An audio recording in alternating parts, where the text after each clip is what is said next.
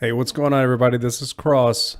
What I'd like to talk to you about today is my Dungeons & Dragons 5th edition campaign. This is journal entry number 10. I get another villain point. So, the city of Lesage. This is where we're at. Now, all the players are sitting there expecting some sort of shopping episode, and this is the place to do it. This is the city of trade. So I had a few events set in place. These things are going to happen on this day. This thing's going to happen on this day. This guy's going to be here. This guy's going to be here. So, if you notice in my campaigns, generally when people enter town, when the players enter town, they say, well, the two of us are going to go over here. The two of us are going to go over here. The two of us are going to go over here. A lot of people be, looking at that going, oh, don't split the party. I believe I've said this before. There's not a mystical force keeping these people together from the time that they meet. It is not, how would you say, it's not realistic. It's not conducive to a good story to all the time have all these people just stuck together like glue. If you don't allow your players, if you do the things such as, oh, look, they've separated, let me throw this thing at them. If you do things like that, that is what's going to make them go, well, we're never going to separate again.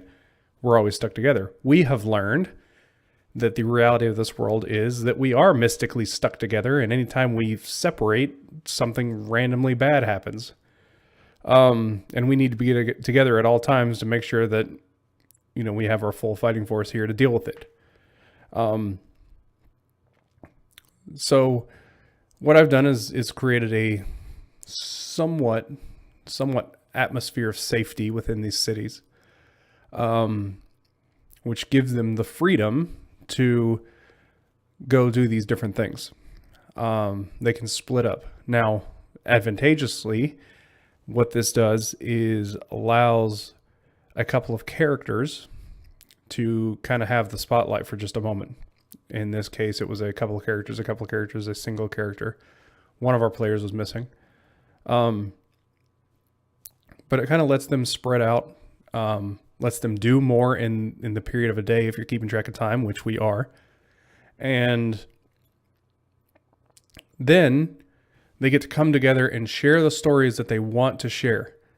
So this happened to me, this happened to me. There's sort of this transfers of information. Now, a lot of groups have sort of this automatic transfer of information thing going on. We don't have that. That's something to discuss with your table on how information is transferred between character to character. In some tables, I've had it where as long as the player comes back, they'll just say, I tell them everything that happened. It's a very valid way of doing that. I'm sure you'll hear that during our campaign at some time. But bringing together the scene and actually retelling the events from the character's perspective, what's important to that character, what's important to the player, kind of allows that transfer of information to be either misled, misguiding, whatever that player feels like that character is trying to do. In this case, Eris Key not sharing anything about what happened to her, while she sits there and thinks and dwells on it. So that's kind of the shaping and what's going on here.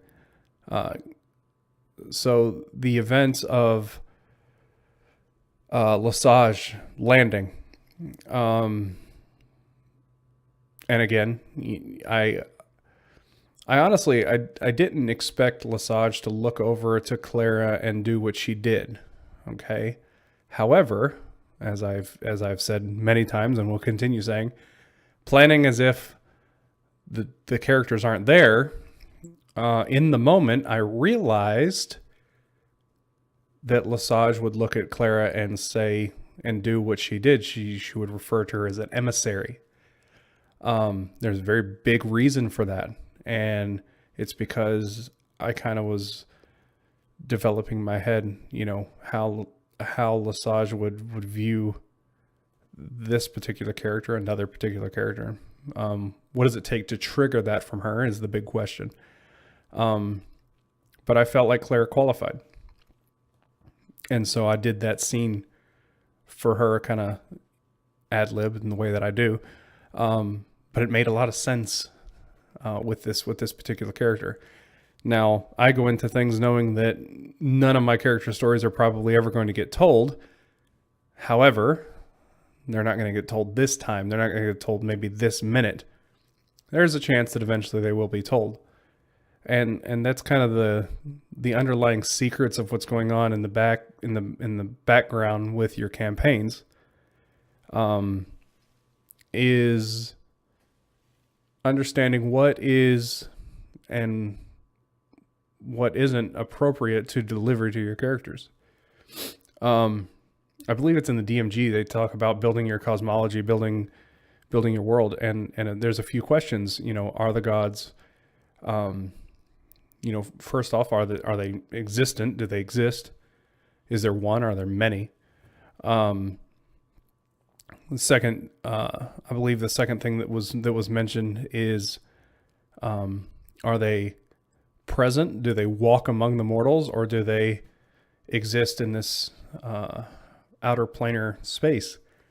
So I've done it many different ways. Okay. And this time I decided, okay, I've created my own Pantheon. They are all characters that have one point in time either been a PC or NPC of my games in the past few years. And I think it would be cool to have them just casually walking among the running, just running errands and doing their own thing. As such, with the case of the architect, he's trying to keep it hidden, trying to keep it quiet. He's not wanting to really lie.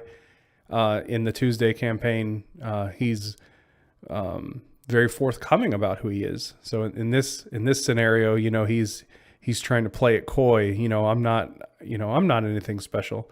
I'm not anything special. Until finally he's just like, okay, I'm done with this. Enough with these shenanigans. I'm the architect. Great. So of course, Eris Key, of course, Queen Bee is floored. Wait, that's in the Pantheon. Yeah, he's just sitting here just working on a sword, just casually. And, he's got some advice to tell. Now the architect for me started off as a demigod. He didn't know that he was a demigod when his history first started. There was a campaign that I wrote that was kind of like my reinitiation into D&D. It only had a few sessions before the players couldn't show up anymore and whatever. However, I wrote an interesting progression of a game, as DMs often do, which I don't do anymore, mostly for these reasons of, hey, I put all this work into this epic storyline and it never got played. I changed my approach. So this was back when, phase 1, phase 2, stuff like that. But I wrote this interesting storyline that never got played, but I thought it was good enough to build another story on. So I made it true. I made what I wrote true. Like this is what happened with these characters. Now let me move, several hundred, 1,000 years into the future. Let's run another campaign in the same world. And then, things happen. Ultimately I had a lot of material with each campaign that I started and maybe didn't finish, that I decided, okay, well, I'm just going to decide to make all these things true. I might change things up here and there, but for the most part, that helped me create the foundation for the next world and now for this world that we're playing in. It was a fun exercise, and it's taken a lot of time, and that's something that I've come to realize is that I started with a city. So there's a lot of DMs out there that maybe are a little intimidated at the whole world building thing. So everything that I have, I started with a city no longer exists. The world, the map, nothing no longer exists. Okay. But it's important to note that this story began with, I'm a square on a piece of graph paper, one square. I said, this is where it all started. Okay. The people started here and migrated out from here into these 3 different areas and everything. And I just began telling the story of this one place, which told the story of the next place. And almost kind of starting from the origin of the people, just kept expanding the world until it was an entire world map. Now you can do the same thing in your world building. You don't have to create everything, okay? Create something. If you want to sit down and play D&D and say, I want to do it in my own homebrew area, okay? I don't want to learn Forgotten Realms. Now this is where I'm going way off topic, but I feel like it's important to understand the beginnings. This is where Matt Colville and myself kind of differ. Okay. We're very, when I watch his videos, I agree with almost everything that he says. What I don't have the same experiences with him as far as published material goes. So he uses published material. I use no published material. I design everything on the fly. Here's the reason. When I use published material, I'm sitting there reading this book, okay? And it's presented in a way that's okay. It's a way, it's a standard, it seems. There seems to be some sort of I see the same sort of presentation from book to book. However, for me, I guess it could be just my style or something. For me, I want to know everything there is to know about a place. I want to know its ins and outs. And a lot of times I feel like I either get too much or too little information, or if I'm trying to run these things in the moment, I'm trying to remember what the book said rather than just come up with something that makes sense. To me, it's just faster to do that. So in one of his videos, I remember listening to him recount that it's faster for him to read this book, understand it, apply it, and change it and manipulate it in a way that works for his story. Whereas for me, it's the exact opposite. I can't do what he does. I do it another way. I do it the way that I've been explaining for the past 10 episodes. I understand my world. I build it from the ground up. I build these characters and I understand kind of what's making them tick, what their function is. It's not quite apparent to the players, but that's what allows me, when Lesage lands, to realize Clara's right there, and she's landing. She's kind of taking a look around, and she sees Clara and says, I got to go talk to her. That's because I understand this character, and I understand this town, and I understand this world. And it's because I made it up that I understand it so well, and because I've thought about all these things. But for me, this whole process takes less than an hour. Okay? Everybody's different. So I gather inspiration from other source material. I actually own several of the published materials for 5e. I've never used them, not once. What I do is open them up and just read a paragraph here and there. I'll open to some random page. I don't need to know what's going on. I open some random page and say, okay, here's room 14. What's going on in room 14? I read it. Okay, I have no contextual information at all on how this works. However, by reading that, it might spark some imagination and some creativity in my own mind that allows me to pull that one room out and create a whole dungeon based on that one room. Cool. I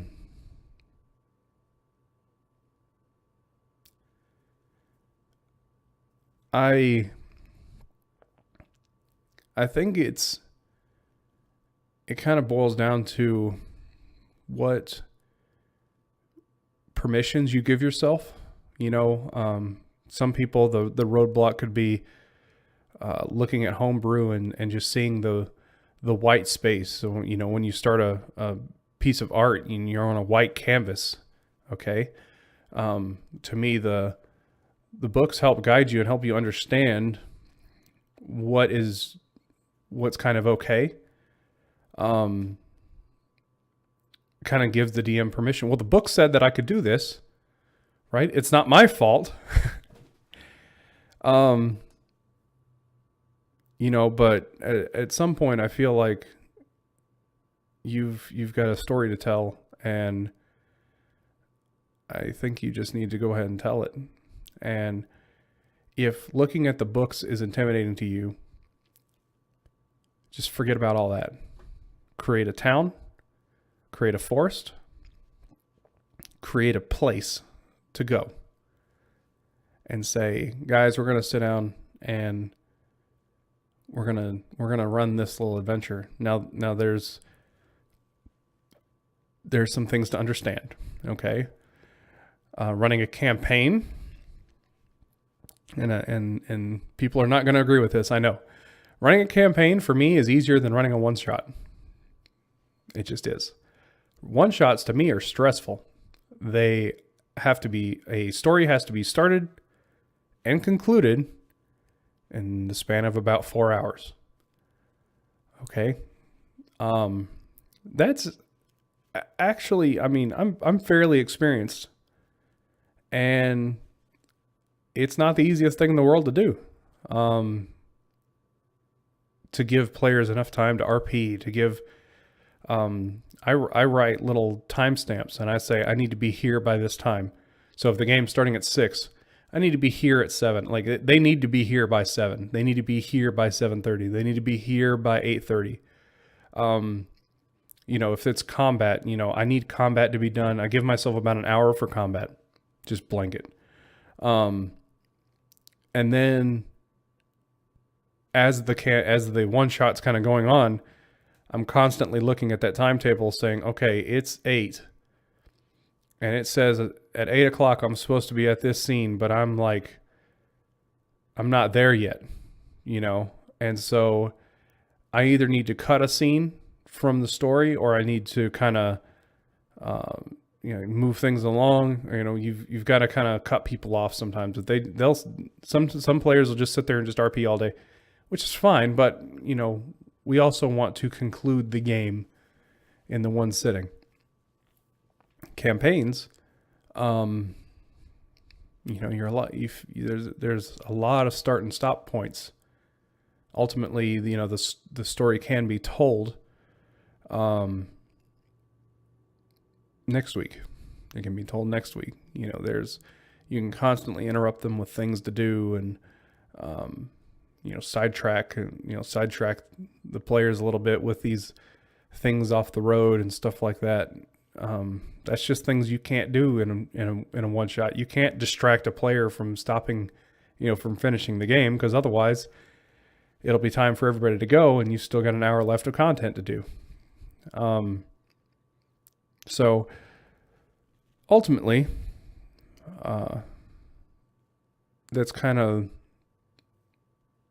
what's going on as far as this game is concerned, as far as where it started. And I encourage you to just come up with one town, figure out one thing that makes it quirky. It can be a landmark, it can be some sort of magical effect or something, and there's this problem that is going on with the town, and run a little one shot with your friends and stuff, and just get behind the chair, make your mistakes, and when it's all said and done, sit back and go, okay, I really messed up here, and I messed up here, and I messed up here. So let me think about how I'm going to do that. And now there's, doing a one shot or having an agreement that, hey, we're just going to do this one time. Let's see what we think. That will give you time that you can kind of really analyze what happened. And maybe next time you go, okay, I learned my lesson. Let me try to do it this way. Eventually you'll start figuring things out. And the other thing you can do is watch people like Matt Colville, who tells you from mistakes and stuff. You can learn his way, learn my way, whatever. But ultimately, it's about having fun. So we'll see you guys later. It's I didn't say I'm recording this on a Friday this time. But we'll see you guys for episode 11. See ya.